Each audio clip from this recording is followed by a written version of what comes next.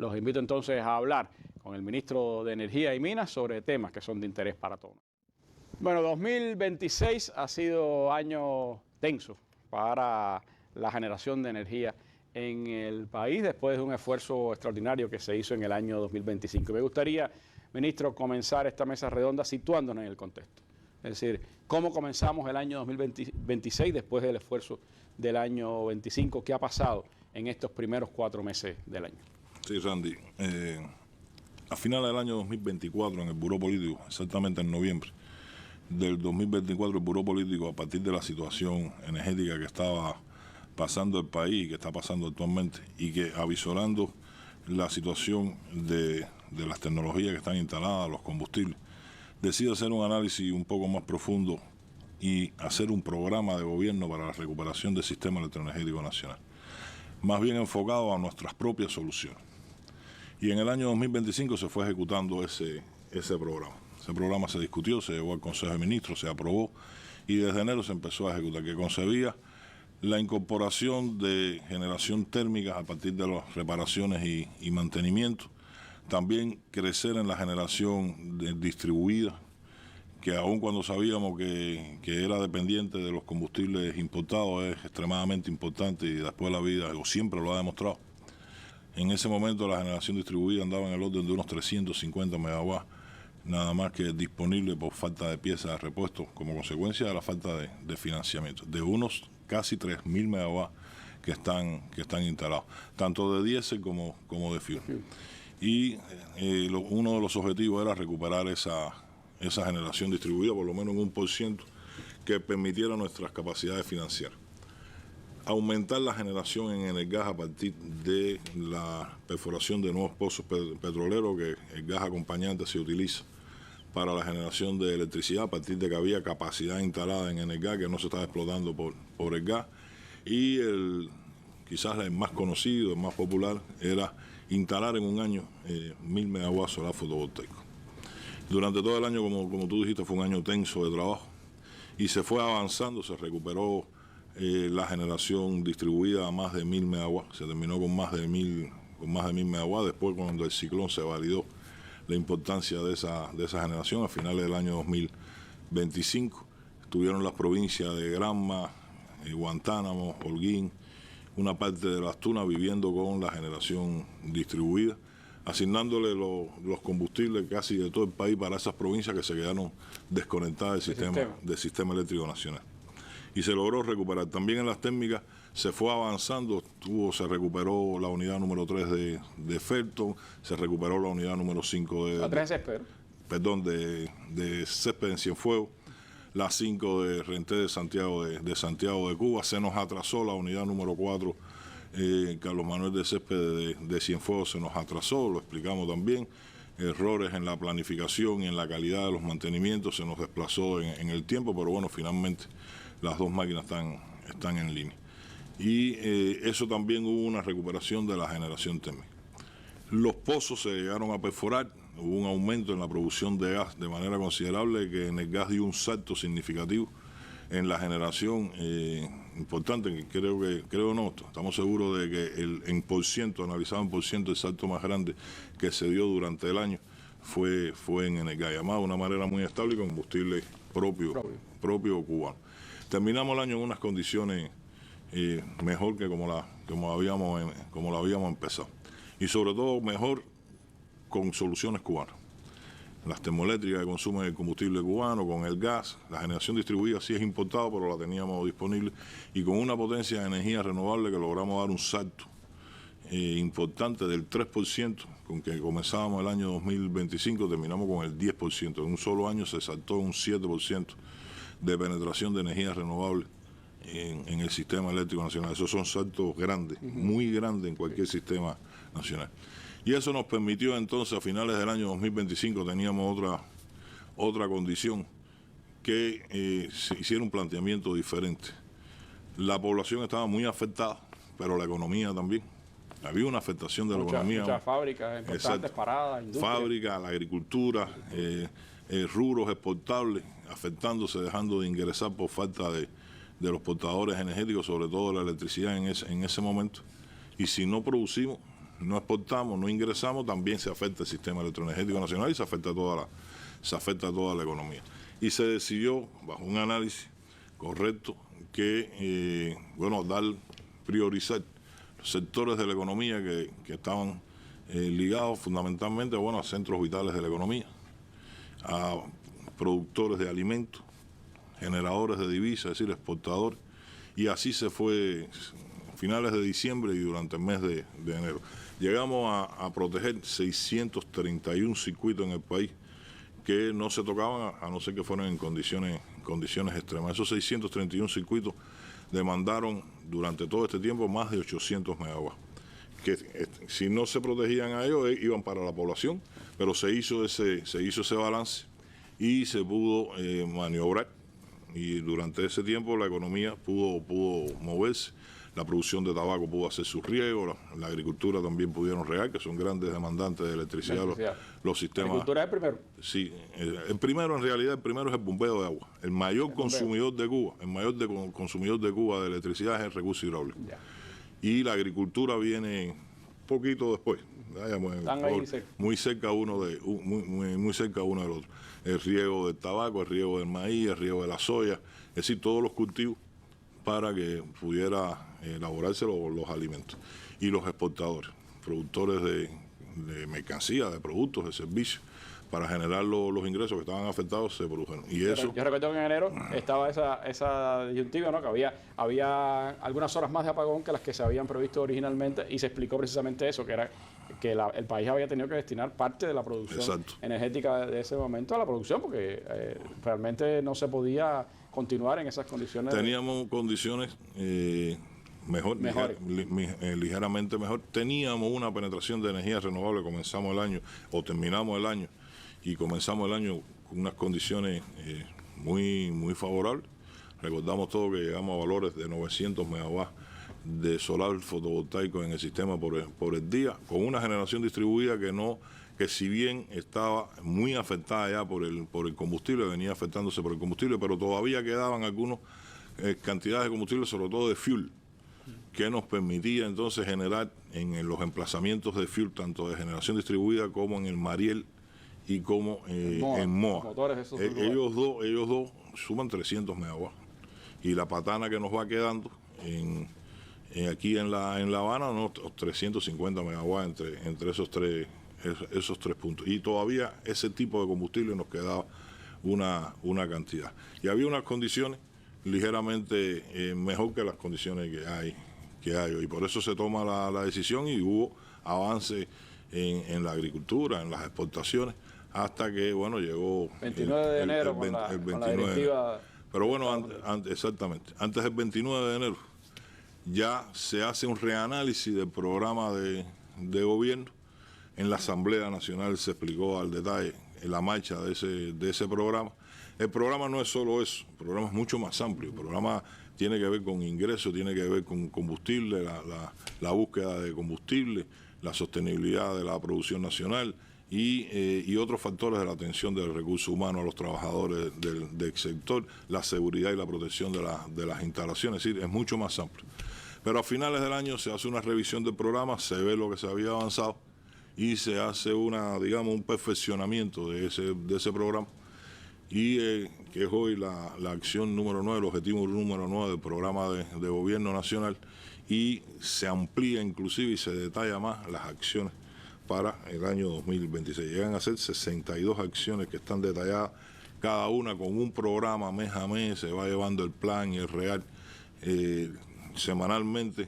La dirección del país lo revisa semanalmente, en el buró político se rinde cuenta, en el secretariado del Comité Central se rinde cuenta y se va viendo y se va perfeccionando y se va corrigiendo el tiro. Ese programa... Es decir, que el número, ministro, esa recuperación de las instalaciones, de la parte de infraestructura, el año pasado dejó entonces más de 1.000 megawatts en paneles solares, casi 1.400 entre la generación distribuida, incluyendo los motores. Exacto. Y más la recuperación de la parte termoeléctrica, ¿no? Y en el gas. Más en el gas. Y en el gas, que tuvo una recuperación de unos 80 megawatts de su potencia que tiene instalada. En el gas llegó días que llegó a tener 370 megawatts generando de una potencia de 380 que tiene instalada. Y está promediando 340, 340 decir, megavatios. llegó a ser entonces la principal unidad generadora del país. Exactamente. Ella como en su conjunto, como ¿no? en su conjunto llegó a ser la principal generadora. Muy estable, muy eficiente y con nuestro combustible. Te decía, entonces, al revisar el programa y a perfeccionarlo, salen 62 acciones, que también tienen que ver con seguir recuperando y dándole mantenimiento a las unidades térmicas. Nos estamos proponiendo sostener, no crecer más en la generación distribuida, pero sí sostener. Ha crecido un poquito la generación distribuida, crecieron 114 megawatts, piezas que estaban en tránsito, algunos repuestos, y bueno, se instalaron y hoy hay 1.114 megawatts que están disponibles. Y sostener y crecer también en la producción de gas, que lo vamos a ver después, para qué es ese gas de la producción, y continuar con las energías renovables. Y ahí hay un punto muy importante, que es ya en este año la acumulación de energía, que está prevista la acumulación de energía, y bueno, ya los recursos están en Cuba, se están instalando y está previsto dentro del programa. También está el tema de la producción de petróleo, la atención a los trabajadores, la seguridad, y un programa mucho más amplio que ya tiene que ver, empieza a tocar ya con la transición energética, con la Hoy participación. publicamos en Cuba Debate un artículo que habla precisamente también del esfuerzo que se está haciendo por refinar nuestro combustible. Que ahí ha habido resultados muy importantes y el esfuerzo ahí en CUPE, Randy, ha sido gigantesco. Nosotros somos dependientes de la importación de combustible y siempre se piensa que somos dependientes del diésel, importar gasolina, importar el fuel para la generación, pero nosotros fuimos dependientes de la importación de crudo para quemar a las termoeléctricas. La recuperación de las termoeléctricas que hemos ido teniendo poquito a poco, no como deseamos, pero se ha ido recuperando y los números lo demuestran. Ya llega un momento que nos hace falta ese crudo que nosotros importamos. Y CUPE se dio la tarea de, perforar más pozos, hacer alianzas, negocios, incrementar la producción de petróleo, de crudo y de gas.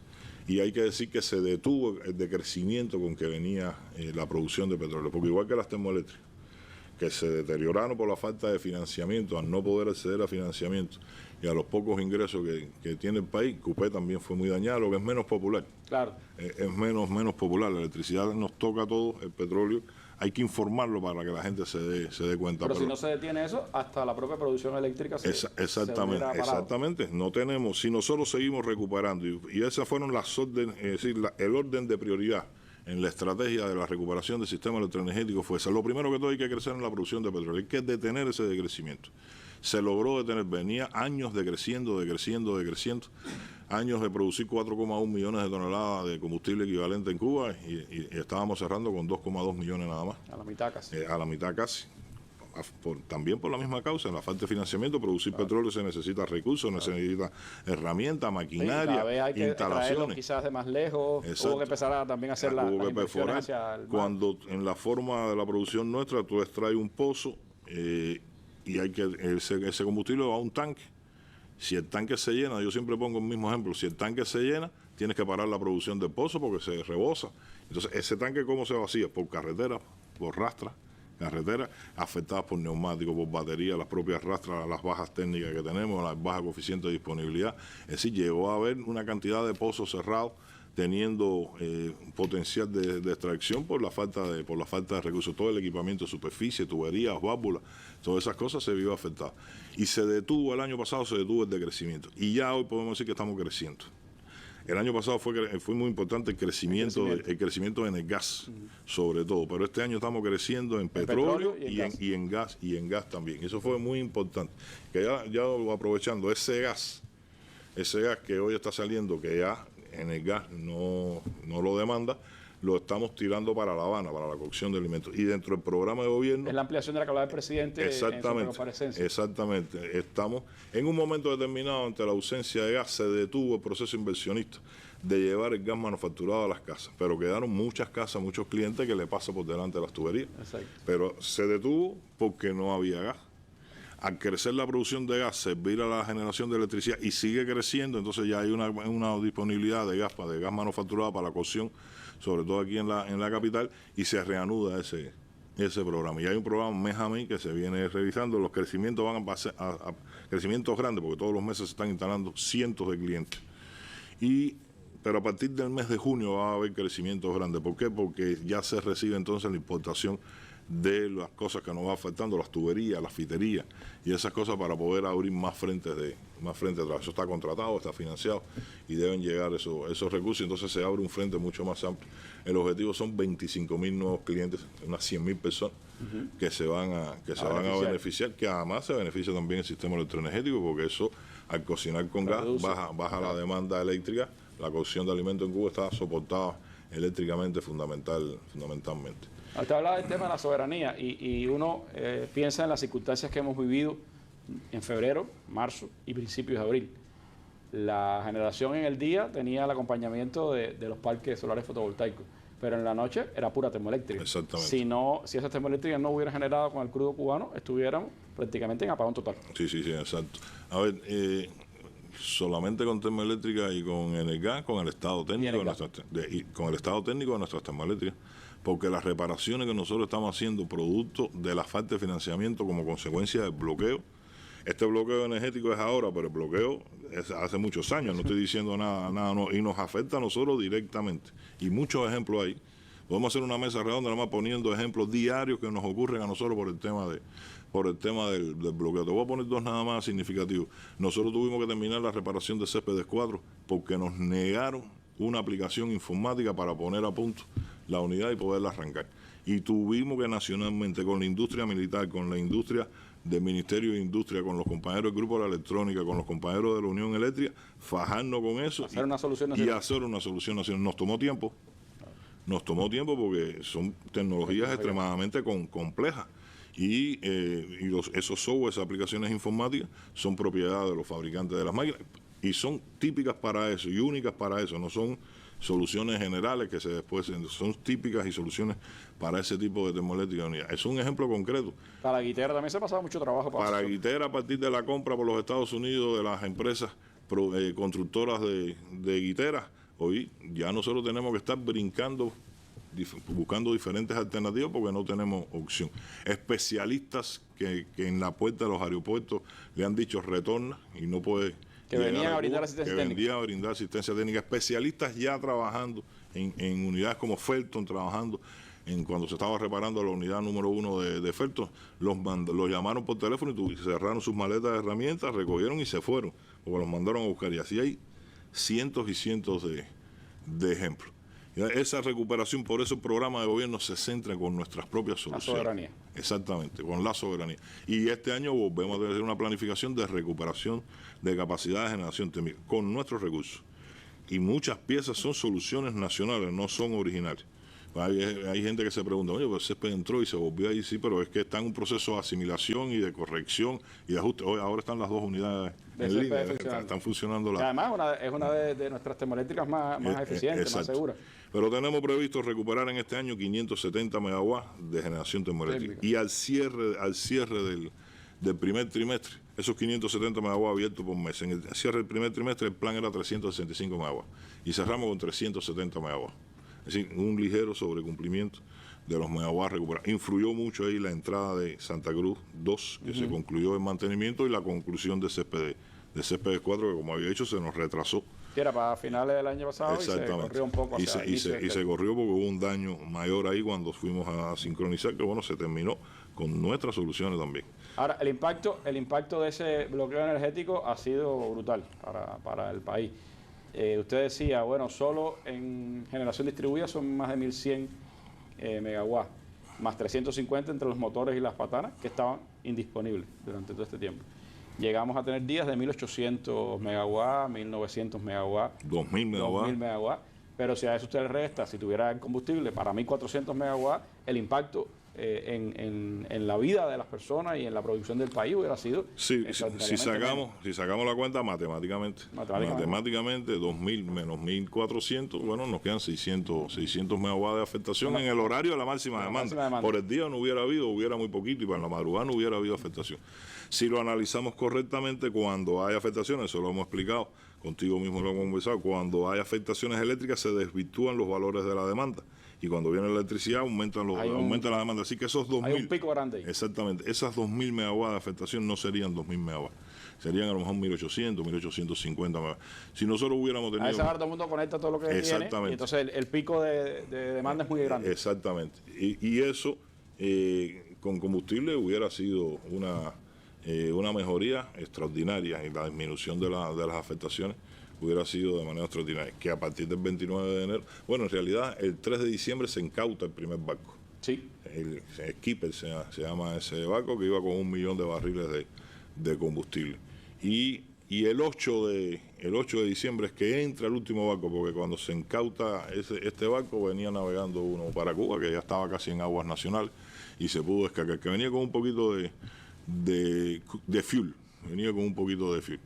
Y a partir de ahí no hemos recibido más combustible hasta ahora. Hasta que llegó el barco. Hasta que llegó el barco ruso con 100.000 por eso, toneladas. aunque realmente cuando el presidente habló, que decía llevamos 3 meses sin recibir, aunque la directiva era del 29 de enero, exacto, pero desde diciembre el país no recibía. Exactamente. No recibía el 29 de enero se trancaron las posibilidades de adquirir, porque primero el tema arancelario, después los guardacostas en el área del Caribe. Varios intentos se han hecho y se siguen haciendo. Nosotros no renunciamos a comprar combustible, tenemos todo el derecho del mundo a adquirir combustible, como se ha explicado, y lo decimos aquí. Nosotros tenemos todo el derecho del mundo a comprar el combustible, aquel que nos los quiera vender, aquel que nos los quiera poner en consignación, como fue hasta hace poco. Posibilidades tenemos de negociar, de almacenar, de hacer alianzas para el tema del combustible, pero ha sido extremadamente difícil. Bueno, el pueblo sabe entero que solo ha entrado un solo barco, se están dando informaciones constantemente, un solo barco con 100.000 toneladas. Claro, que el imperio amedrenta y como quiera que sea, ya en una etapa anterior fueron sanciones contra navieras, contra las empresas productoras de petróleo. Ahora se está hablando de sanciones contra países. Contra países. Contra economías. Y eso ya tiene un peso mayor para una decisión, ¿no? Exactamente. Un suministro de combustible hacia Cuba de cualquier país puede afectar toda la economía de ese país. No solo por la energía y por el petróleo, arancela a todos los productos. A todos los productos de ese país. Entonces, tuvo una afectación extremadamente grande y fuerte que nos implicó, las afectaciones de todo lo que depende de combustible importado, se paralizó totalmente. Llegamos a que se llegó a parar Mariel, Moa y la generación de las patanas de La Habana. Ahí sí nos quedamos y llevamos meses así, solo con nuestras viejas termoeléctricas y con Energas. Y bueno, y con el sol por el día. Y ahí ha sido extremadamente fuerte ese tema. Mantener las termoeléctricas con ese nivel técnico que tienen es un esfuerzo gigantesco de nuestros compañeros. Pero todo eso que ha pasado en estos meses, y por supuesto la llegada del barco ruso, generaron siempre noticias, algunas contradicciones y alegrías, pero también preguntas. Yo le propongo hacer un breve alto y regresamos con algunas de las preguntas que hemos estado viendo en estos meses en Cuba Debate, que usted nos pudiera ayudar a esclarecer a nuestro pueblo. De acuerdo.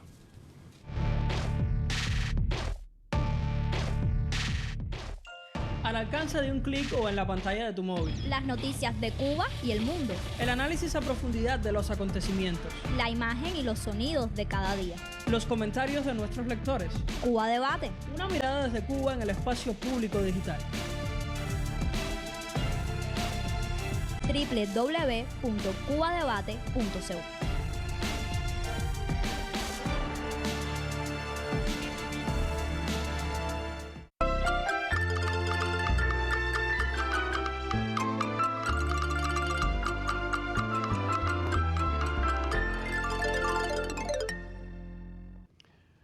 Bueno, la llegada de un barco ruso a Cuba con 100.000 toneladas de combustible, sin duda fue noticia en el mundo entero, en medio de estas circunstancias de bloqueo energético de Estados Unidos, y por supuesto para los cubanos fue un motivo de alegría en el momento en que estábamos con largas horas de apagón y muchas restricciones en la vida y en la economía de todo el país. Por cierto que había algo simbólico, después me contaban los colegas rusos, el nombre del barco fue un diplomático y abogado ruso que fue de los que trabajó el derecho internacional en temas marítimos. Era también algo simbólico el nombre del barco que llegó a Cuba. El derecho a la libre navegación y el derecho, por supuesto, también a la libre importación de combustible como debiera ser para cualquier país.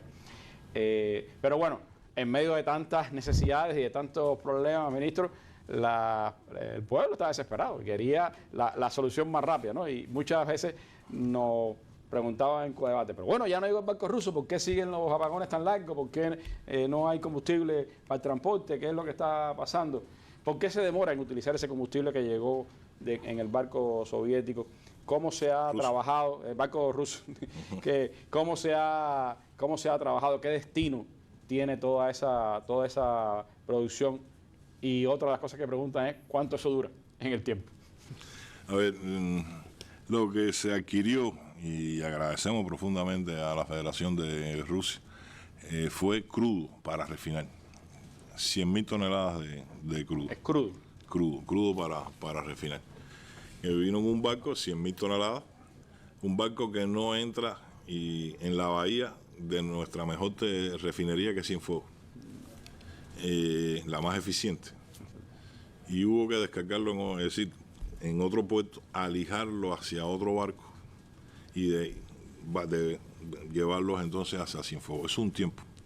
Los barcos de nosotros, la logística de nosotros estaba también afectada. Es pequeña, claro. No fue con un solo barco, es decir, las 100.000 toneladas no fueron alijadas a un barco nuestro de 100.000 toneladas para llevarla a Cienfuegos. Fue poco a poco, una vuelta, 2 vueltas, 3 vueltas, pero desde la primera... Exactamente, pero desde la primera ya llegó a la refinería y se comenzó a refinar. Ahí no se perdió tiempo. Además, el barco llegó en fecha que había estimado y dijo, tengo autorizado 90 horas para estar, y a las 90 horas se descargó, es decir, se descargó bien en tiempo. Y después empezó el proceso de cabotaje para Cienfuegos. Después viene el proceso de refinación. Viene la refinería. La producción de esas 100.000 toneladas empieza a refinar, y ahí entonces se empiezan a sacar productos. Ahí también hay unas preguntas, Randy, que dicen, ¿por qué compramos crudo? ¿Por qué no compramos diésel? ¿Por qué no compramos fuel? ¿Por qué no compramos? El crudo económicamente es lo más viable. Del crudo nosotros refinamos y sale gasolina, sale fuel para la generación y para la economía también, sale diésel para la generación y para la economía, sale un poquito de GLP.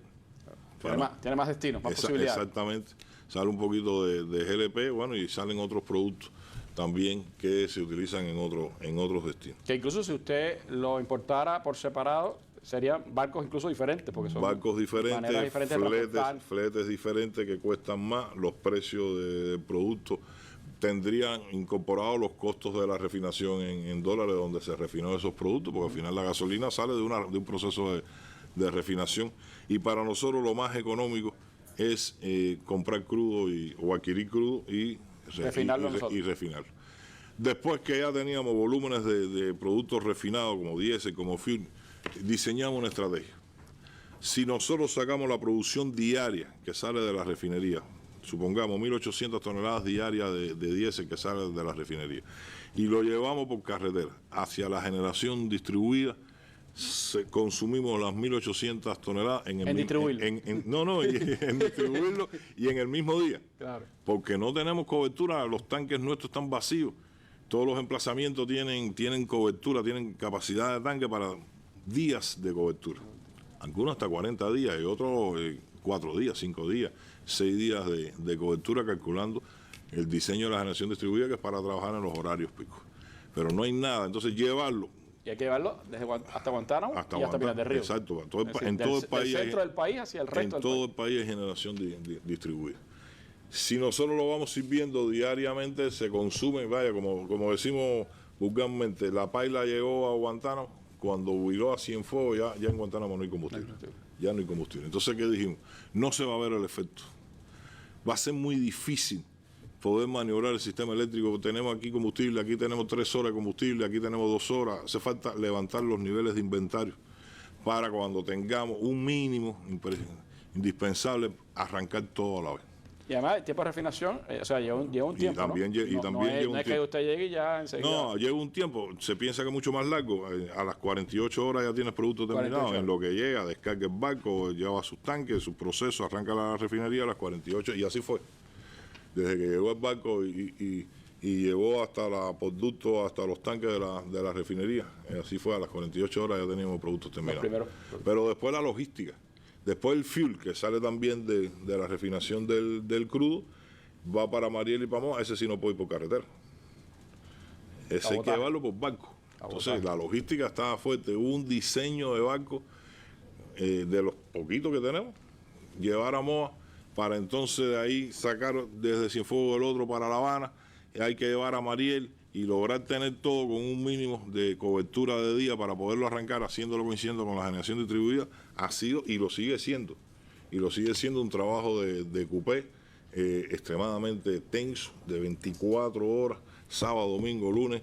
¿Cuánto tiene aquí el Niquero? ¿Qué cantidad de cobertura tiene el emplazamiento de Niquero? ¿Qué cantidad de cobertura tiene la paila que vaya para allí para levantar el inventario? Porque este tiene más. Es decir, es un tema extremadamente tenso. Pero bueno, finalmente, nosotros estábamos calculando que el día 18 de este mes ya íbamos a tener esa situación para poderlo arrancar todo a la vez. En realidad arrancamos el 17. Y empezó a verse. Desde ese mismo día se empezó a ver Hay una mejoría en estos días. Se empezó a ver la mejoría, no la que nosotros queremos. Hay una mejoría, pero sí una mejoría significativa. Hay que decir que estamos sacando 800 toneladas, consumiendo 800 toneladas diarias de 10. Que no es suficiente. Es la mitad. Para en esta época del año, con estos niveles de temperatura y en la fase de mantenimiento que tienen nuestras termoeléctricas, nosotros consumimos 1.600 toneladas de 10 para tener una disponibilidad muchísimo y unas afectaciones muchísimo menores. Y estamos distribuyendo 800 toneladas de lo que estamos consumiendo. También con el objetivo de alargarlo. Claro, de que dure más días. Porque podemos, si llegamos a consumir 1.600 toneladas, bueno, tendremos menos apagón. Es verdad, pero se nos acorta el 50% del tiempo, porque no es un combustible, es un barco. Yo he visto compañeros que dicen, bueno, ya tenemos la solución, llegó un barco. ¿Cuánto dura un barco? 8 barcos hace falta mensuales. 8 barcos mensuales. Para la economía y la generación. 8 barcos de todos los combustibles, no solo de esto, de todos los combustibles, de gasolina, de diésel, de gas licuado, de crudo, porque nos hace falta crudo. Nos hace falta 8 barcos mensuales. Sacar la cuenta, al final son 5 millones de toneladas de combustible que nosotros necesitamos por arriba de la producción, que ya ahorita dije, llegamos a 2,2 millones de toneladas de producción de 4,1, nosotros estamos proponiendo cerrar este año con 3,3 millones, y marcha bien ese programa. Entonces, el combustible fue así, arrancamos el día 17 y las afectaciones empezaron a disminuir. Hubo 2 factores, hoy se ven mejores, hay mejor situación de la afectación que el día 17, que el día 18, que el día 19, es decir, hay menos afectación. Ahí ocurrieron varios fenómenos. Uno, que cuando arrancamos y empezamos a disminuir, se cargaban extremadamente los circuitos. Arrancábamos se disparaban por la sobrecarga. Todo el mundo ponía a cocinar, a lavar, todo el mundo hacía eso, porque además, después de tantos meses con apagón, y llega la electricidad y dice, vino por 2 horitas, vino por 1 hora, lo tengo que hacer todo. Después, fueron por un poquito más de horas. Las personas fueron adaptándose un poquito. Y también coincidió con la semana de receso escolar. También, ¿verdad? La semana de receso escolar, las madrugadas que nosotros vivimos la semana pasada, fueron de unas demandas similares a los de los horarios de la media, es decir, del horario del almuerzo, altísimo, valores altísimos. Bueno, está los aire acondicionados, está todo. Se acuesta más tarde. Se acuesta más tarde con la televisión prendida, con ventilador prendido, abre y cierra el refrigerador, y los consumos y en la madrugada y la demanda fueron extremadamente intensas. Ya terminó la semana de receso y uno ve, por los 2 efectos, la gente ya tiene más estabilidad y la semana de receso se terminó y la demanda ha ido bajando un poquito en el horario de la madrugada. Y hoy se ve mejor los resultados. ¿Cuánto nos puede durar esta felicidad energética? No es mucho tiempo, Randy, no es mucho tiempo. Así que te dije, si son 8 barcos lo que nosotros necesitamos, incluyendo la economía, y nos llegó un barco con 100.000 toneladas, y bueno, estamos distribuyendo el 50% de lo que se necesita. Nosotros vamos a llegar con esta situación y a partir de este barco se siguen haciendo gestiones. Estamos haciendo lo impensable para que haya un poco más de continuidad, pero solo con este barco tenemos hasta fin de este mes. Así que lo que nos quedan unos días, porque hoy ya estamos a 22 de abril. Nos queda hasta final de este mes. Pero bueno, en estos días se siguen haciendo gestiones para ver si en los 8 días estos que nos quedan puede haber alguna continuidad de combustible. Es una situación muy tensa. Hay provincias que se han visto más beneficiadas que otras. Eso también es una pregunta que se hace nuestro pueblo. correcta, una pregunta correcta, ¿por qué en mi provincia? ¿Por qué tengo tanta afectación? ¿Por qué aquí? Eso es un tema extremadamente complejo. El tema de la planificación y la rotación de los circuitos y la rotación del apagón. La rotación del apagón por las provincias y después dentro de la provincia por los circuitos aquí en La Habana, por los bloques. Es una de las preguntas que hacen las personas. Exactamente, extremadamente complejo. Primero, hace muchos años se decidió que desde el despacho nacional no se planifica el apagón, pero no se distribuye el de las provincias. Las provincias, con el conocimiento que tienen, de la situación que tienen, las urgencias que tienen, las actividades que tienen, toda de la vida diaria, hacen la planificación de sus circuitos. Y se le dice a la provincia cuánto tiene que pagar, y es la provincia quien lo hace. Llegó un momento en que no había nada que rotar y llegó un momento en que no hubo nada. Es decir, muy extremadamente necesario. Después, cada provincia, no hay dos provincias que sean iguales eléctricamente. Cada provincia tiene una demanda diferente a la otra, cada provincia tiene una cantidad de circuitos a proteger diferentes a la otra, consumos diferentes, demanda es una cosa y consumo es otra. Consumos diferentes, es decir, y es extremadamente complejo poder asignar equitativamente, aunque hay una fórmula que al final todo el mundo, teóricamente todo el mundo, lo tenemos que decir así, teóricamente todo el mundo en nuestra fórmula, todo el mundo le tocó lo mismo porque está en dependencia de su demanda, en dependencia del máximo apagable que tiene, de los circuitos que pueden ser apagables, de la cantidad de circuitos que no se apagan, a todo el mundo le toca lo mismo, pero sabemos que en la realidad no es así.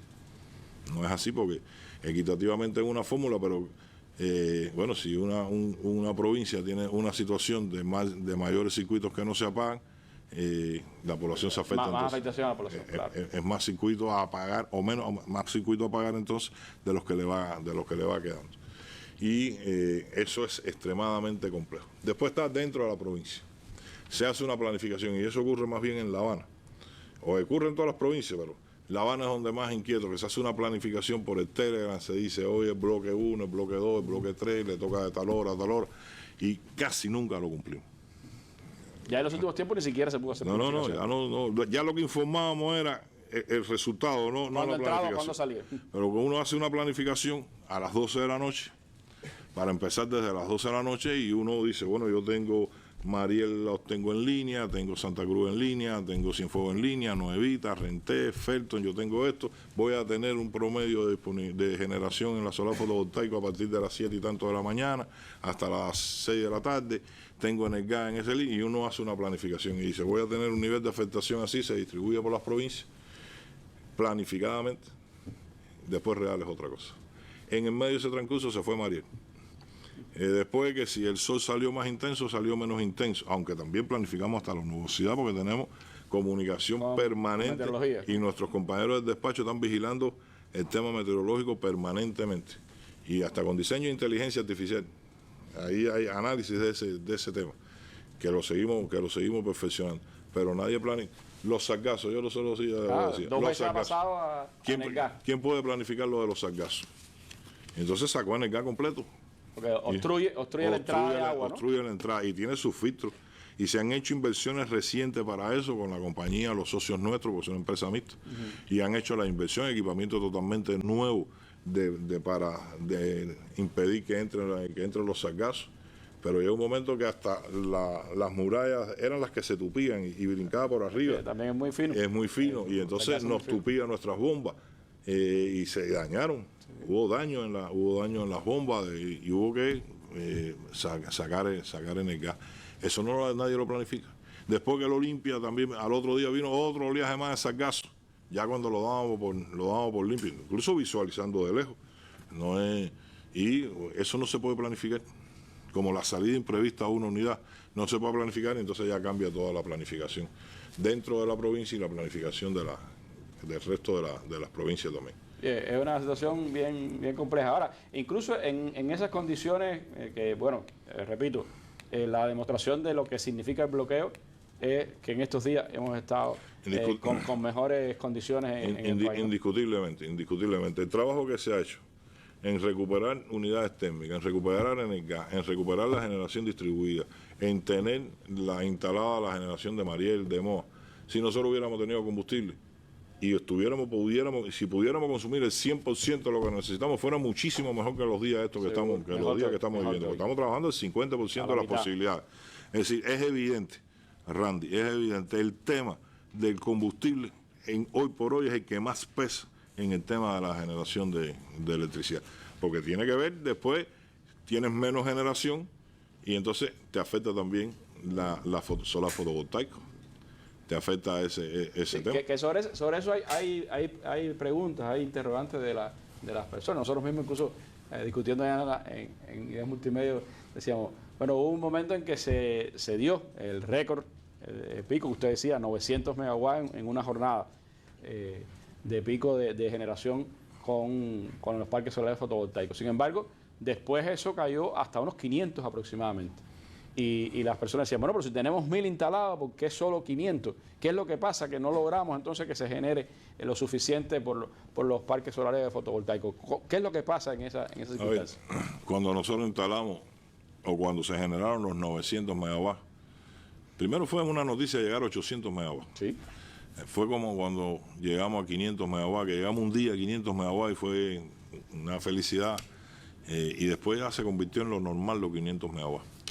Después pasó y lo mismo con los 800 megawatts. Llegamos a 800 megawatts y con mucho trabajo llegamos a sincronizar 800 megawatts y el sol nos ayudó para que hubieran 800 megawatts.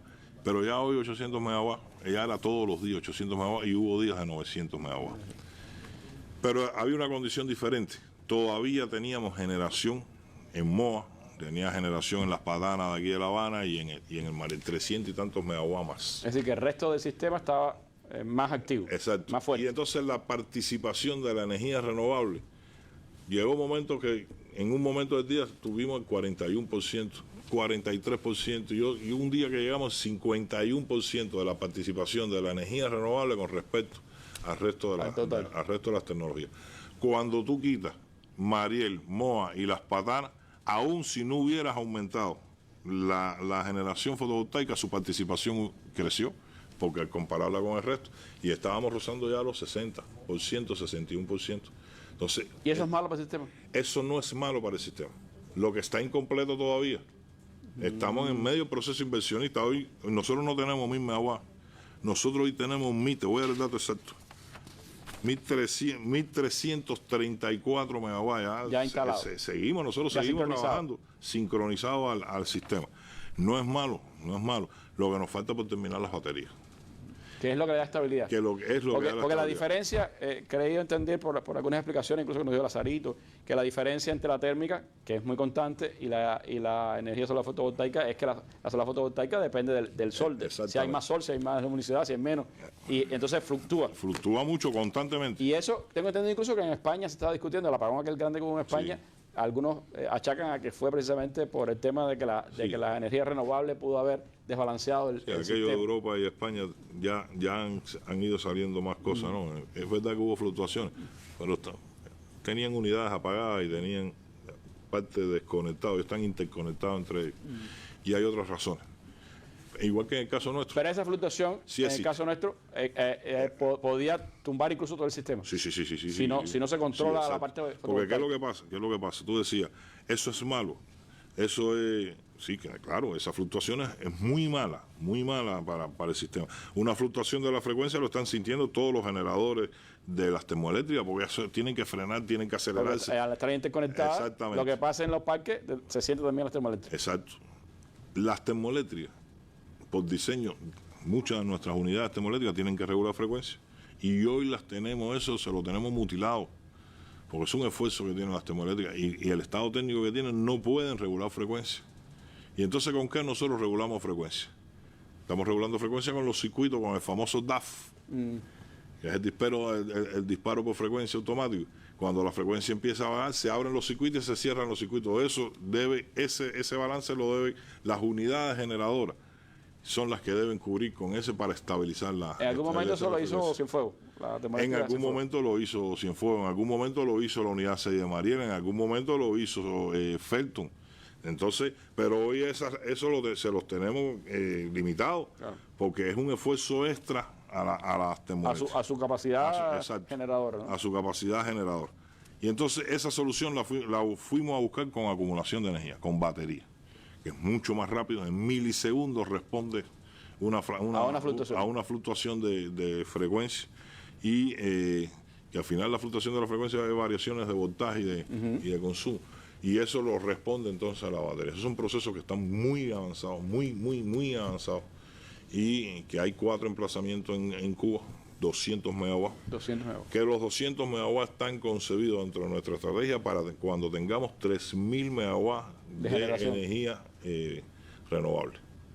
Cuando tengamos 3.000 megawatts. Pero ¿qué hicimos? Adelantamos el envío de los recursos ya de las baterías, están en Cuba y las obras van muy bien.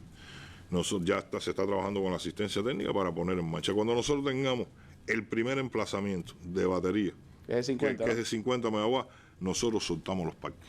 Y volveremos entonces a valores mucho más altos que los que tenemos hoy, inclusive me atrevo a decir por arriba de los 900, porque hemos seguido en el proceso inversionista.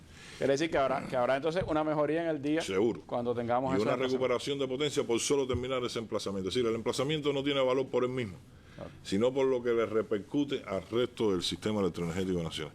Y a partir de ahora, todos los parques que se van a ir concluyendo e inaugurando, este mes queremos inaugurar 3 parques. Ya ellos mismos tienen acumulación de energía. Estos son más pequeños, pero traen su propio respaldo. Estos que vamos a inaugurar son más pequeños. También vamos a inaugurar parques de 21 megawatts con batería. Es decir, de aquí para adelante ahora tenemos 15 emplazamientos por inaugurar, que son más pequeños, entre 5 y 10 megawatts, que cada uno tiene batería.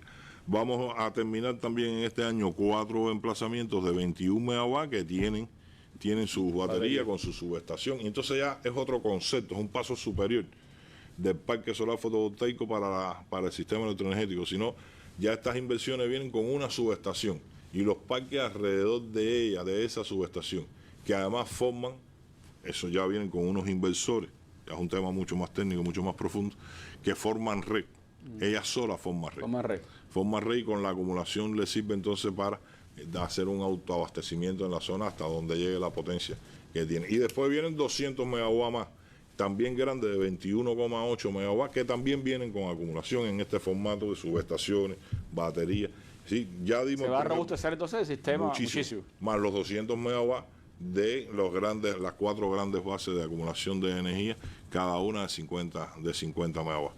Eso se sigue avanzando en el tema. Y eso son soluciones propias. El sol es nuestro, la inversión la estamos haciendo con nuestros compañeros, es decir, con la cooperación de todos los organismos. Y eso incluso puede ser beneficioso para cualquier caída en el sistema, eso incluso para la recuperación también. Sí, a ver, cuando se haya concluido las baterías, el primer emplazamiento, los primeros 50 megawatts, el nivel de variación de la frecuencia tiene que disminuir.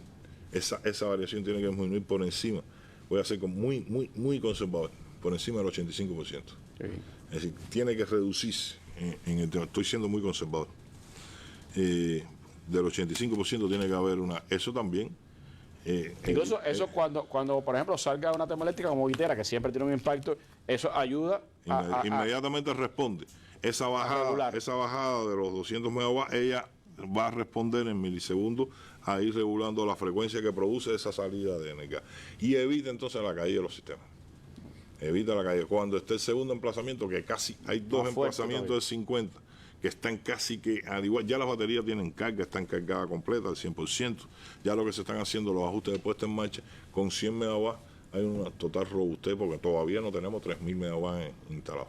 Y vamos a seguir instalando las baterías y seguir creciendo con la energía renovable. Sí, es la complejidad de esto. Uno dice, bueno, caramba, tenemos 1.000 y pico de megawatts y de pronto te encuentras con que solo podemos generar 500 precisamente por las complejidades técnicas que tiene un sistema como este, ¿no? Pero ya con todas estas baterías le da un robustecimiento, ¿no? al sistema y controla la frecuencia, que es el gran problema que hoy tienen los ingenieros, los técnicos. Exacto. Que tiene el sistema eléctrico nacional. Exacto. Ahora, ministro, usted hablaba ahorita de algunos de los destinos que está teniendo el combustible ruso, el crudo ruso que llegó y que se estaba refinando, y hablaba de la producción de gas licuado. Eso, ¿cuál es la prioridad? Porque las personas, por supuesto, entre las grandes preguntas que tienen es, bueno, las balitas de gas, ¿eso se va a poder llenar? Cuando dijiste destino, me vino a la mente el destino del combustible que estamos refinando, no solo de gas, sino de todos los combustibles. Ese combustible que se está refinando, no todo es para la electricidad. Hay que mantener los centros vitales de la economía, hay que mantener los grupos electrógenos en los hospitales. Es decir, hay que designar o asignar una cantidad de combustible diésel en este caso, y de fuel también, que sale de la refinación de ese crudo Ural que llegó, esas 100.000 toneladas, también para eso. Algo para el transporte también, para la mercancía. Algo también para el transporte, exacto, algo también para el transporte. Ahora, de la refinación sale también el GLP, el gas licuado. Que el gas licuado en Cuba, del volumen completo que se consume en Cuba, el 75-80% se importa. Y a unos precios altos. También es un combustible y también se cataloga como combustible y también está bloqueado energéticamente y afecta. Pues la directiva es para los combustibles y sus derivados. Y sus derivados, exacto. Y entonces se importa y tenemos esa afectación también. Y lo que nos va quedando es la producción nacional. Que la producción nacional, a razón de unas 25 toneladas, entre Cienfuegos y Energas produce también un volumen como residuo de su producción. Un volumen ahí entre los dos, unas 30 toneladas. Eso se lleva a los centros vitales de la economía. Por ejemplo, un hospital no se puede quedar sin gas, porque algunos hospitales, hasta las calderas trabajan con gas, en la elaboración de los alimentos. Hay centros de elaboración de alimentos concentrados para grandes multitudes, para grandes cantidades de personas, de contingentes que están trabajando. Y eso se le lleva el gas y que consumen esas cantidades entre 25 y 30 toneladas diarias de algunos productores que también son consumidores de gas, de cosas muy importantes, muy estratégicas, que no se pueden detener y que sus producciones, porque tienen hornos, tienen equipamiento que trabaja con gas, también se le va sirviendo. Y nos está alcanzando y hemos logrado mantener que los centros vitales del país tengan unos días de cobertura a partir de la producción de Energas y de la refinería. ¿No es posible en estas circunstancias servir entonces No es posible al 100% de la población servirle. Eso era un barco mensual que empezó a fallar también, y se empezó a extender el ciclo de entrega de gas. Empezó a fallar por la falta de financiamiento. Que no tenemos acceso a financiamiento, porque este bloqueo ahora está recrudecido, pero son muchos años para atrás sin poder acceder a financiamiento, a piezas de repuesto, a nada. Y el gas también se vio ir disminuyendo las cantidades, hasta que en este momento solo estamos manteniendo los centros vitales de la economía. Ahora, en las preocupaciones también, ministro, está, por supuesto, la recuperación de la parte térmica por el valor que tiene para el país, porque se produce con la energía con crudo nacional. Y uno de los focos de atención es Felton 2, que es una gran unidad de la termoeléctrica de Felton y que es vital su recuperación para el sistema. ¿Cómo va eso? A ver, Felton, desde que se dañó, no se ha dejado trabajar con una solución puramente criolla. Nos hemos propuesto hacerla totalmente nosotros. Desmontar la caldera de Felton es una señora obra de ingeniería. Desmontarla bien desmontada, porque no es chatarrearla, no es cortar y botar. Desmontarla bien desmontada es una obra de ingeniería, y se desmontó completo. Con los compañeros del MICON, los compañeros de la empresa de mantenimiento de las centrales térmicas, sí, han intervenido mucha gente y siguen interviniendo. Y se resolvió un poco de metales, de materias primas, y acordamos con Metuna, estructuras metálicas de las tunas, que nos construyeran las estructuras de la caldera. El soporte de la caldera. Exacto. Una tarea gigantesca, hay vigas ahí de muchos metros, de grandes espesores. Ellos hicieron hasta inversión para dar respuesta a eso. Hubo que hacer inversión, y que es tiempo también, y lo hicieron, y prácticamente toda la fabricación de las estructuras está terminada en Cuba por Metuna. Y hay un % importante que está transportado. La transportación de esas vigas por carretera también, porque son muy largas, es especializada, una transportación muy especializada, de mucho peso, y se está haciendo, se sigue haciendo. Ya lo que van quedando son 2 o 3 vigas por acabar de transportar, y en la obra se están montando esas vigas y tiene un nivel de avance. Nosotros queremos en este año dejar la estructura completa, es decir, el hueso de la caldera completamente terminado. Y en paralelo, en la industria nacional se están produciendo, porque se compró materia prima, tubos fundamentalmente, y chapas y bobinas de acero, para construir en Cuba todo lo que se pueda construir en Cuba. Y siempre va a haber que importar algo que se está gestionando financiamiento. No se ha detenido. Nosotros se creó una dirección integrada de proyectos.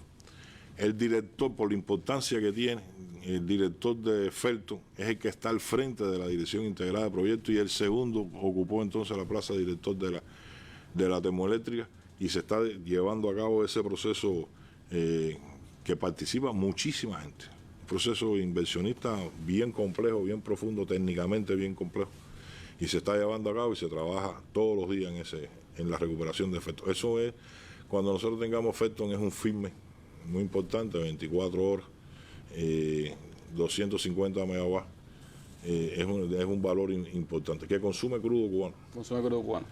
Que es muy bueno, pero tuvimos que ir a recuperar los pozos primero, porque si entraba Césped como entraba Habana como entró, y atrás entra Felton sin incrementar la producción de crudo, se paraban las termoeléctricas. Y por eso se priorizó la producción de petróleo, las energías renovables y la recuperación de las térmicas, todos a la vez, pero cargándole la mano a unos primero y otros, y montando primero la producción de petróleo cubano. Bueno, creo que es bueno que podamos escuchar, porque fuimos entonces a preguntarle también al director de generación térmica de la Unión Eléctrica, compañero el ingeniero Ediel Guzmán Pacheco, sobre cómo va. Ha estado siempre allí siguiendo muy de cerca el proceso, cómo va todo ese trabajo en Felton 2, que como decía el ministro es clave, es una unidad clave para el sistema eléctrico nacional. Nosotros tuvimos un incendio en la caldera del bloque número 2 de Felton, y bueno, eso nos afectó y nos limitó 250 megawatts, que es la potencia de esa máquina. Ese incendio afectó una estructura específicamente, y esa estructura arrastró el resto de la caldera, que hizo imposible la posibilidad de reutilizarla. Tuvimos que hacer el desmontaje de esa caldera. Se adquirió la ingeniería para fabricar las vigas, y también aproximadamente por un costo de unos $3 millones se adquirieron los materiales para construir en Cuba esa estructura principal de la caldera. Esa estructura en estos momentos está en fase de montaje. Hay un cronograma de los trabajos que se están haciendo. Se está haciendo en Metuna toda esa estructura, en la fábrica de las tunas de acero, y el montaje está previsto concluirlo para finales de este año. Es decir, finales de este año nosotros debemos tener la caldera, toda la estructura exterior de la caldera, sin la parte interior, que serían los intercambiadores de calor, todo lo que es la tubería del interior y todos los conductos, que hubo que desmontarlo y para hacerlo también. Y nos encontramos en fase de contratación de toda esa estructura interior en una parte, porque de una parte ya se hizo la adquisición de todas las tuberías para construir en Cuba, que deben empezar en los próximos días también a construirse en Cuba, todo lo que sería los sobrecalentadores, el economizador y el recalentador. Después que se haga esa contratación, bueno, y a partir de que empiece a entrar, nosotros podemos decir que ya Felton 2 está en una fase de recuperación, y que después que se terminen los contratos de todos los elementos podemos ya decir la fecha en que se pudiera sincronizar. Pero no se ha detenido la reconstrucción de esa máquina y no se ha parado de hacer acciones sobre ella para poderla incorporar al sistema, toda vez que es una máquina que consume crudo nacional y nos da independencia y soberanía.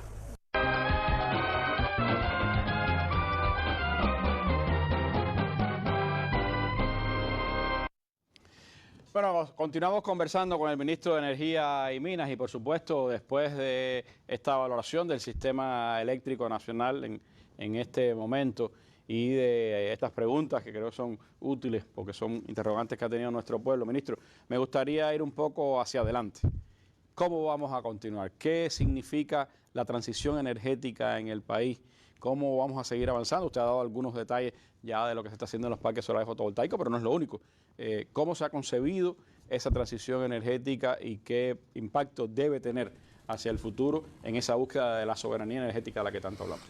La transición energética, Randy, su objetivo fundamental es buscar la soberanía para la generación de electricidad y los consumos de combustible. Ya aquí no hablamos solo de generación de electricidad, sino para la autonomía y la soberanía de todos los portadores energéticos.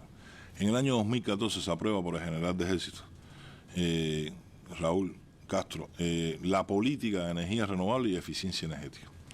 Esa política muy bien concebida, firmada por él inclusive, a puño y letra, que después la condujo el comandante de la revolución, Ramiro Valdés, más bien estaba concentrado a un tema inversionista, buscando potencia y reducción de consumo por el tema de la eficiencia energética por la vía de las energías renovables. Pero era más bien concebido a incrementar la solar fotovoltaico, incrementar la eólica, incrementar la biomasa forestal, el uso de la biomasa forestal y reducir los consumos y las demandas en equipos electrodomésticos y un grupo de acciones de eficiencia energética.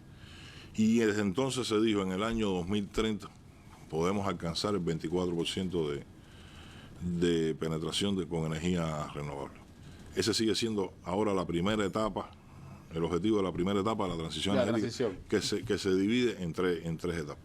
Después, ya a partir del año 2024 y el 2025, esa política lo que se hizo fue ampliar más, analizarla mucho más profundo, y se llega a una concepción mucho más amplia, que no es solo un proceso inversionista, es una transformación de cultura completa, que va desde las escuelas, los niños, y utilizar todo el potencial que hay en Cuba de energía, que no es despreciable, que ya no es hacer inversiones de parques solares fotovoltaicos, sino el potencial que tenemos nosotros de recursos genéticos. No es hacer inversiones de parques, de eólica, sino con todo el resto de los recursos energéticos. Te voy a poner un ejemplo, y aquí sí me voy a auxiliar de algunos datos, porque son muchos. Por ejemplo, en Cuba hay 7.827 molinos de viento para extraer agua.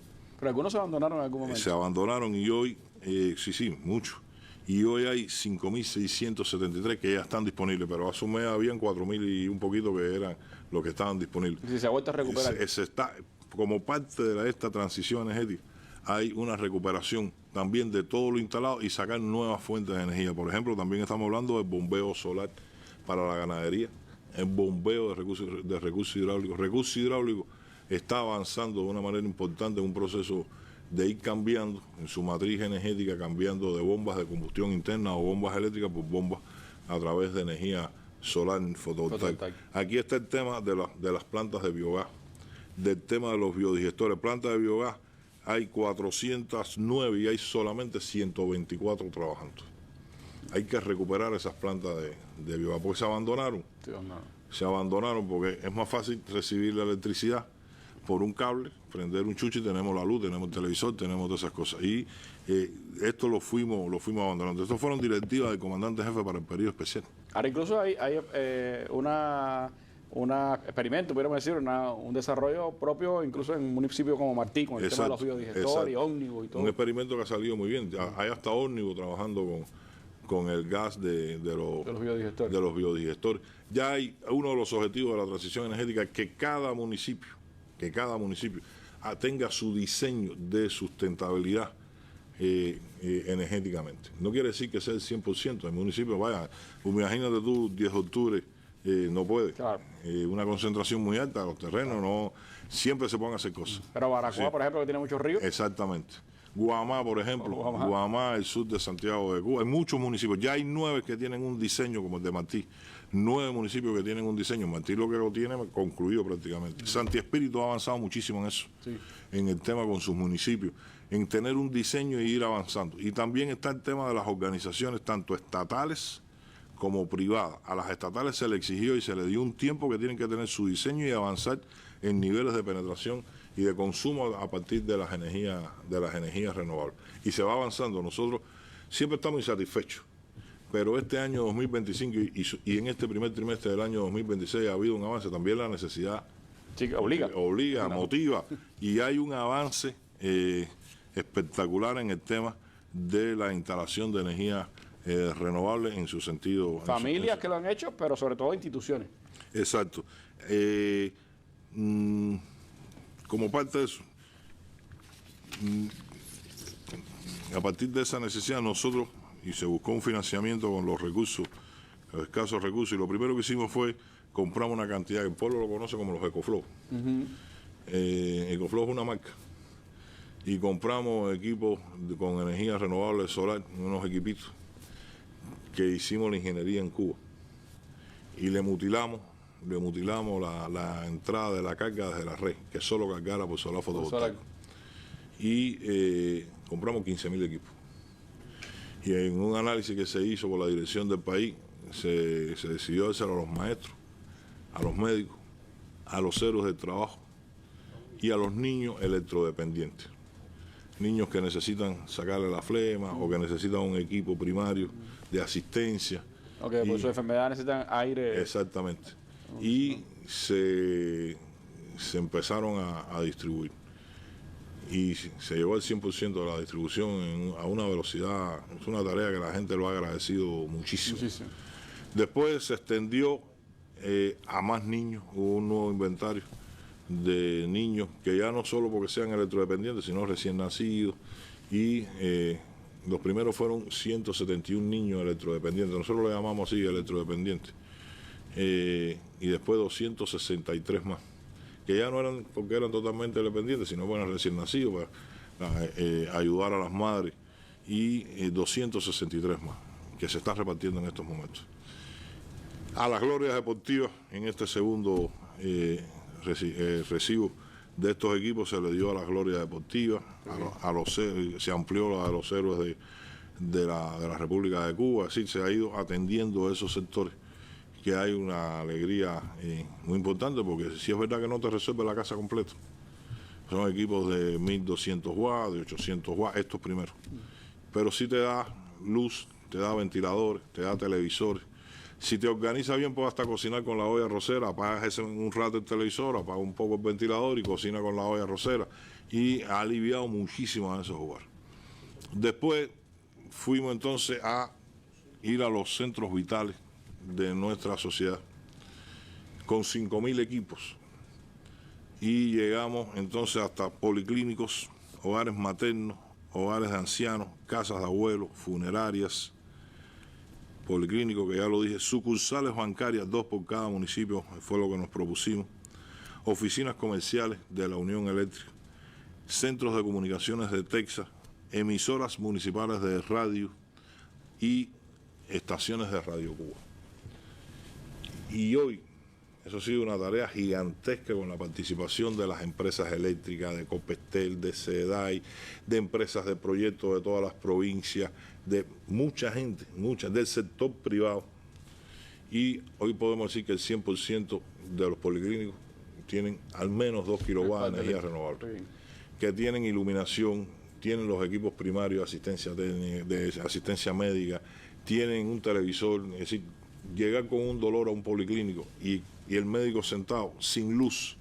Bueno, hay experiencias con teléfonos celulares, atendiendo pacientes con teléfonos celulares. Eso es un tema que ya quedó resuelto. El tema de la funeraria, fallecido, llegar a una funeraria con un familiar fallecido y todo apagado completo. Bueno, el 100% de las funerarias hoy tienen, el 100% de los hogares maternos, el 100% de los hogares de ancianos tienen, y un avance importante, tan importante como las emisoras de radio, que son 111 las que se calcularon que podían, 109 ya lo tienen instalado. Que estuvieron en algún momento prácticamente fuera del aire. Exacto, y se pierde la comunicación. Claro. Y es muy importante para los municipios, para los territorios, la radio. Exacto, de 240 centros de comunicación de Texas ya tienen 207, ya tienen, eso en 3-4 días. Está terminado. Porque el movimiento ha sido tan grande que se ha avanzado a una velocidad, y vamos a continuar.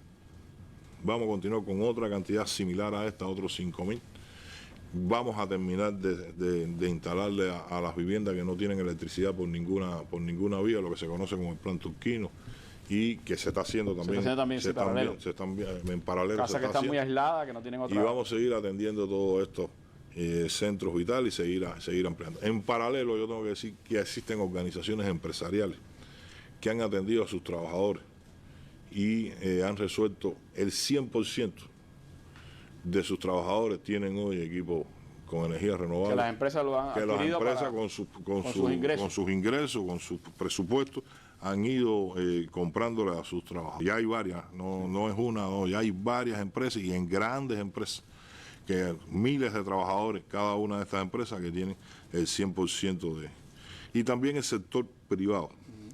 Sí, varios tabacaleros los vi que estaban aportando a policlínicos en Villa Clara, en Pinar del Río, policlínicos, a lugares sociales. Sector privado, nosotros tuvimos una reunión aquí en Ciudad de La Habana con todos los privados que tengan que ver con el tema energético por cualquiera de las vías, y ha habido una respuesta muy buena de aportar, de ayudar, de financiar, de donar equipos de energía renovable en todos sus aspectos, no solo paneles solares fotovoltaicos, inclusive iluminaciones. Hoy nosotros tenemos iluminado varias avenidas aquí en la capital y en las provincias también ha ocurrido a partir de soluciones que se han ido buscando por la forma de gestiones no estatales que lo han ido donando. Grandes avenidas aquí en La Habana, grandes avenidas de cientos de luminarias, pero es con energía renovable.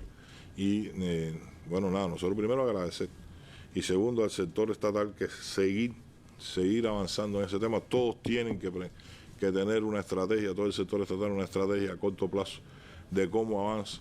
Ha habido un importante avance en ese tema, en la transición energética. Te decía, ella tiene 3 etapas. La primera etapa es alcanzar el 24% en el año 2030. Hoy estamos en el 10%, este año debemos cerrar al 15% de penetración. Y cuando estamos hablando del 15%, el que tenemos el 10%, no está sumado esto. Claro. Todos los policlínicos. ¿Esto que es aparte? No está sumado los policlínicos, no está sumado todo lo que se está haciendo, el sector todo privado. Lo que es el sector privado. Eso lo tenemos, estamos haciendo el inventario, tenemos que seguir perfeccionando, pero hasta hoy, Randy, hay 1.700 megawatts en estos temas, no solo de generación de electricidad, sino en potencia que se genera o que se quita del sistema eléctrico. Un bombeo de agua por la vía de energía renovable, bueno, nosotros también lo calculamos. Un consumo que no se es un consumo que se deja de... Claro. Y hoy nos está dando, con todo lo que han instalado todos los policlínicos, todos los trabajadores de estas empresas que lo han financiado, todo el sector privado, todo el programa de recursos hidráulicos del resto de los organismos. Cubarrón, por ejemplo, ha avanzado muchísimo, Tabacú ha avanzado muchísimo, nuestros compañeros del níquel y de la minería han avanzado muchísimo en ese tema, tanto del níquel como de aquí, las minas de Matahambre, donde está la extracción de plomo, el zinc, se ha avanzado muchísimo en ese tema y todo eso nos está sumando unos 1.700 megawatts en estos momentos, la suma de lo que hay y lo que resta del sistema, ¿no? Por ahorro de... ¿Y la segunda y la tercera etapa que completa? La segunda etapa entonces ya está prevista para el año 2035. Entonces ya hay que alcanzar el 40% de energía renovable, un salto del 30 al 40% y una reducción del 60% con eficiencia energética. Es decir, es una tarea ya mucho más ambiciosa que se sigue avanzando. Y la tercera etapa entonces sería a la soberanía total. En esta segunda etapa ya eliminaríamos la importación de combustible. Es decir, la primera etapa, el 24%, es una reducción importante de más de 1 millón de toneladas, alcanzando el 24%. Más de 1 millón de toneladas se dejan de importar. En el año 2035 y ese 40%, nos quitamos totalmente la importación y en el año 50, con el 100% de la energía renovable, estuviéramos consumiendo solo de energía renovable. Energía renovable no es solo solar, no es solo eólica. Energía solar, en Cuba hay un potencial de biomasa forestal gigantesco, ahí hay insatisfacción. Hay un potencial con el biogás, hay un potencial eólico también que todavía sigue siendo pobre.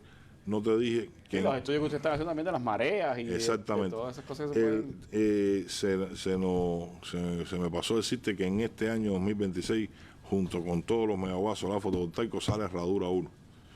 Eólico. El parque que ya está todo el equipamiento, está la asistencia técnica, están las grúas allí en el lugar y nosotros pretendemos comenzar a izar ya las torres de Herradura 1 próximamente. A final de este mes empezar a... Quizás debemos un reportaje. ¿Será el mayor parque que tengamos? Sí. Y además son torres altas porque desde Jibara son medianos.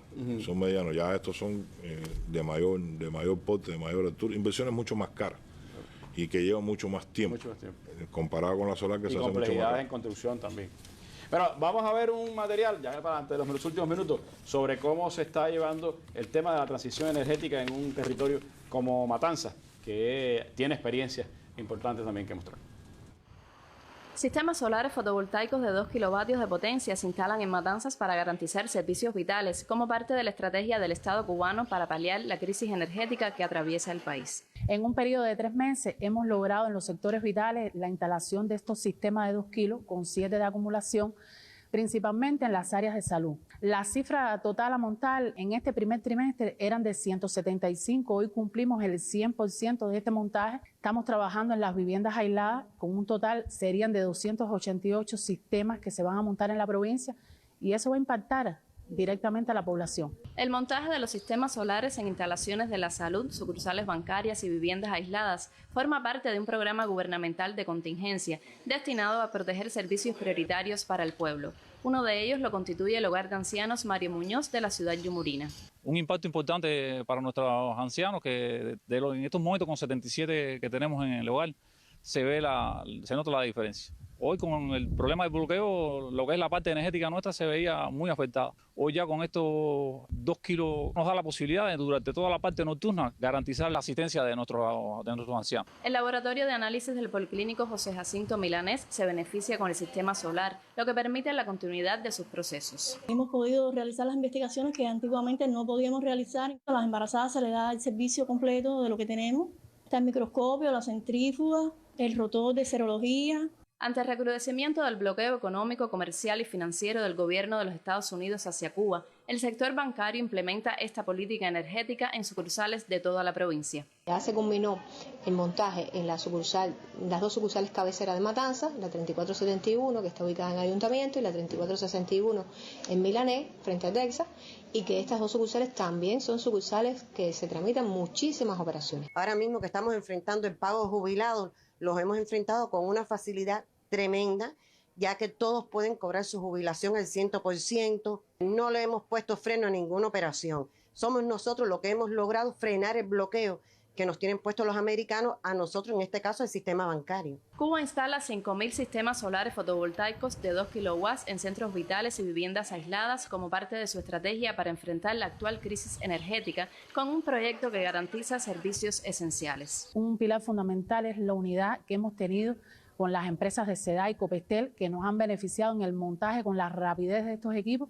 y ha impactado directamente a la población. Entre las instituciones beneficiadas se incluyen hogares maternos y de ancianos, casas de abuelos, cuerpos de guardia de policlínicos, funerarias, sucursales bancarias, emisoras y transmisores de radio, así como oficinas comerciales de la Unión Eléctrica. Matanzas da pasos significativos hacia la sostenibilidad energética, al tiempo que garantiza el bienestar de la población en medio de las complejas condiciones socioeconómicas que atraviesa la isla. En Matanzas, Maya Hernández, especial para la Mesa Redonda. Bueno, en medio de la oscuridad a la que nos quieren condenar, el país busca la luz. Y ahí están estas muestras de lo que veíamos en Matanzas, ministro. ¿Cómo seguir avanzando? ¿Qué mensaje transmitirle a nuestro pueblo en estos minutos finales? Sí, nosotros vamos a seguir avanzando. Y vamos a seguir avanzando con ese diseño que tiene el plan de gobierno y que tiene la transición energética muy discutida. Siempre la estamos perfeccionando. Decir una cosa, Randy, antes de terminar. Aquí también va una cantidad y aprobados ya de beneficios a todo aquel que tenga o quiera para estimular las energías renovables. Por ejemplo, hoy se exime de los impuestos de aduana toda la importación de equipos que tengan energías renovables, de paneles solares, es decir, equipos electrodomésticos que consuman que tengan energías renovables. La propia generación, equipos para generar con energías renovables o equipamiento para construir en Cuba energías renovables, porque también hay gente que trae partes y piezas, también está exonerado de impuestos.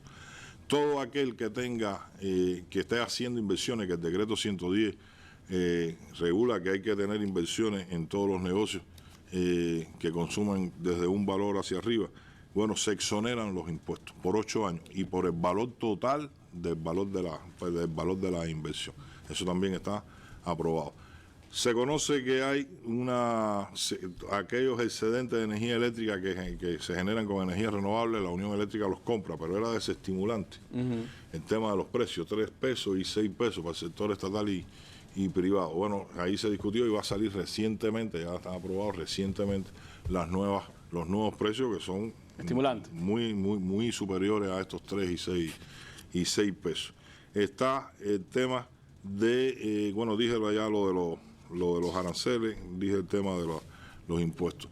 Y el tema de se dan créditos, todo esto que se le vendió a los maestros, a los médicos, a los niños electrodependientes fue con crédito bancario. Por último, Randy, decir, nos queda mucho trabajo por hacer. Prácticamente estamos comenzando. Hay un potencial en Cuba de energía con nuestros propios recursos forestales, de biomasa, hidráulico, de viento, de sol, que se pueden utilizar. No podemos pensar ya, ni el mundo piensa así ya, se va cambiando, que los sistemas eléctricos son una estructura rígida.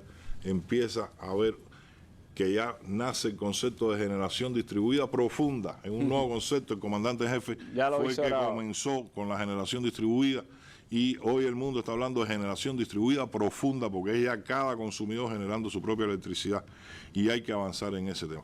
Y también reconocer que esto ha sido con la participación, este poco avance que ha habido, siempre estamos insatisfechos, lo digo, ha sido con la participación de todo el mundo. Este ya no es un trabajo solo de la Unión Eléctrica, que ha participado muy intensamente, y de CUPE, que ha participado muy intensamente.